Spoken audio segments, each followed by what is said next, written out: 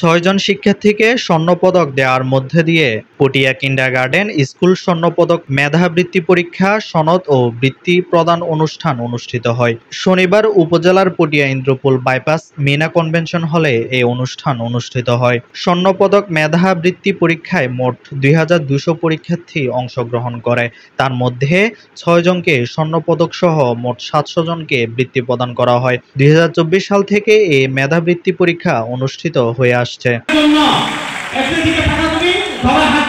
রূপক শীল ও ঋতু বড়ুয়ার সঞ্চালনায় অনুষ্ঠানে প্রধান অতিথি হিসেবে এম ইকবাল বাহার চৌধুরী সভাপতিত্ব করেন। মোহাম্মদ সেলিম, বিশেষ অতিথি ছিলেন ডাক্তার এমদাদুল হাসান, মোহাম্মদ আলতাফ হোসেন, রোকিয়া আক্তার সহ আরো অনেকে। অনুষ্ঠানে প্রধান আলোচক হিসেবে উপস্থিত ছিলেন অধ্যাপক হাবিব রহমান উল্লাহ, জনাব এস এম মিসবাহুর রহমান এবং সংবর্ধিত অতিথি হিসেবে উপস্থিত ছিলেন প্রফেসর আবু জাফর চৌধুরী।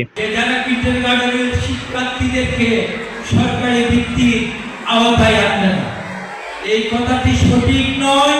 আল্লাহ রাব্বুল আলামিন এই পৃথিবীতে অনেক রকমের প্রাণী সৃষ্টি করেছেন, তার মধ্যে কিছু প্রাণী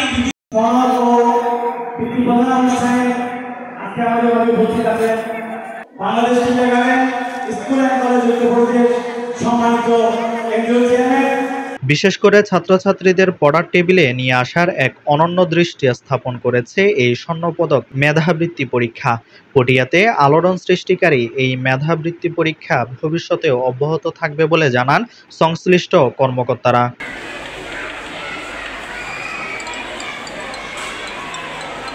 ডেস্ক রিপোর্ট, চট্টগ্রাম নিউজ।